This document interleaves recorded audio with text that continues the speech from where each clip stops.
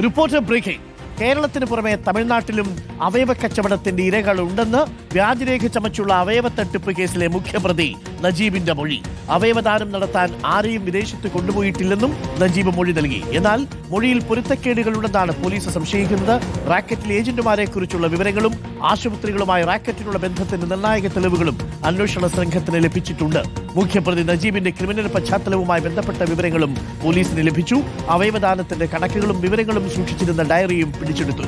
S ശരണോട് കൂടുതൽ വിവരങ്ങളുമായി. ശരൺ, നിർണായകമായ ഒരു ഘട്ടത്തിലേക്ക് കടക്കുകയാണ് അവയവദാനവുമായി ബന്ധപ്പെട്ട വ്യാജരേഖ ചമച്ചതുമായി ബന്ധപ്പെട്ട കേസ്.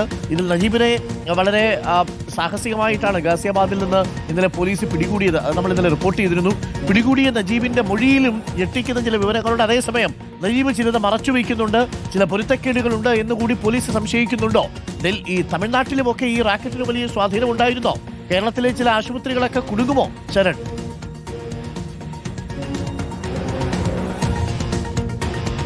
Arunkumar, good morning. എന്തായാലും ഈ അവയവദാനത്തിനായി വ്യാജരേഖ ചമച്ച കേസിലെ അന്വേഷണം അതൊരു നിർണായക ഘട്ടത്തിലേക്ക് കടക്കുകയാണെന്നുള്ളതാണ് നമുക്ക് മനസ്സിലാക്കാൻ കഴിഞ്ഞിരിക്കുന്നത്. എന്തായാലും വളരെ പ്രധാനപ്പെട്ട ചോദ്യം ചെയ്യലാണ് ഇന്നലെ നടന്നത്. അരുൺകുമാർ സൂചിപ്പിച്ച പോലെ തന്നെ ഗാസിയാബാദിലെ ഒരു വീട്ടിൽ നിന്നാണ് ഈ പ്രതിയെ പോലീസ് പിടികൂടിയിരുന്നത്. അതിനുശേഷം ഇന്നലെ ഉച്ചയോടുകൂടി കുന്നത്താട് സ്റ്റേഷനിലേക്ക് എത്തിച്ച് പെരുമ്പാവൂർ ASPയുടെ നേതൃത്വത്തിൽ വിശദമായി തന്നെ ചോദ്യം ചെയ്തിരുന്നു. അതിൽ നിന്നാണ് ഇത്തരത്തിലൊരു വിവരം പോലീസിന് ലഭിച്ചിരിക്കുന്നത്. കേരളത്തിൽ മാത്രമല്ല അവയവ കച്ചവടത്തിന്റെ ഇരകൾ, അത് തമിഴ്നാട്ടിലും ഉണ്ടെന്നുള്ള വിവരമാണ് ഇയാൾ കൈമാറിയിരിക്കുന്നത്. തമിഴ്നാട്ടിലെ ചില ആശുപത്രികളുടെ സഹായം കൂടി ലഭിച്ചു എന്നുള്ള കാര്യം കൂടി ഇയാൾ പറയുകയും ചെയ്തിട്ടുണ്ട്. മറ്റൊരു പ്രധാനപ്പെട്ട കാര്യം നമുക്കറിയാം, കഴിഞ്ഞ 2 ദിവസമായിട്ട് നമ്മൾ പറയുന്ന കാര്യമാണ് ഇയാളുടെ ഇയാളുടെ റാക്കറ്റിന് രാജ്യാന്തര സ്വഭാവമുണ്ട്, അതായത് രാജ്യാന്തര ബന്ധമുണ്ടെന്നുള്ള സംശയത്തിലാണ് പോലീസ് ഉള്ളത്. അത് സംബന്ധിച്ച് ഇയാളോട് ചോദിക്കുമ്പോൾ ഇയാൾ പറയുന്നത് വിദേശത്തേക്ക് ആരെയും അത്തരത്തിൽ കൊണ്ടുപോയി അവയവ കച്ചവടം നടത്തിയിട്ടില്ല എന്നുള്ളതാണ്. അതിലാണ് പോലീസ് പൊരുത്തക്കേടുകൾ കാണുന്നത്.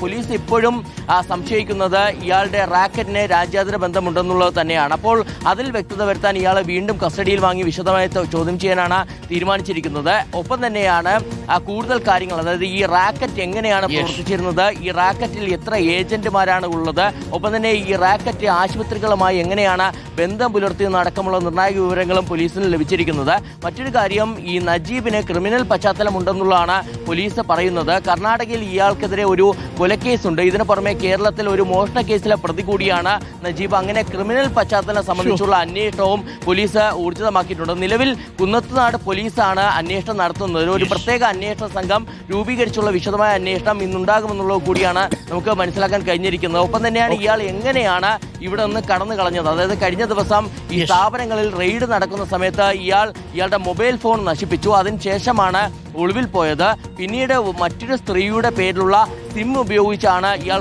പലരെയും കോൺടാക്ട് ചെയ്യുകയും ചെയ്തിരുന്നത്. അങ്ങനെയാണ് ഈ പ്രതിയിലേക്ക് അന്വേഷണ സംഘത്തിന് എത്താൻ അത് ട്രേസ് ചെയ്തത്.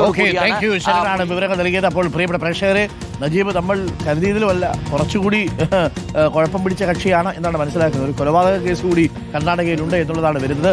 എന്തായാലും സമ്പൂർണ്ണ കാര്യങ്ങൾ പോലീസ് പരിശോധിക്കുന്നുണ്ട്. അതിനിടയിൽ ചില ആശുപത്രികൾക്കും ഈ നജീബുമായിട്ടൊക്കെ ബന്ധമുണ്ട് എന്നുള്ള വിവരമാണ് പുറത്തു വരുന്നത്. ഞെട്ടിക്കുന്ന ഒരു കാര്യമാണ്. വളരെ പോസിറ്റീവായി നന്മയെ കരുതി ചെയ്യുന്ന ഒരു കാര്യം തട്ടിപ്പിന്റെ കാര്യമായി മാറുന്നല്ലോ എന്നതിലാണ്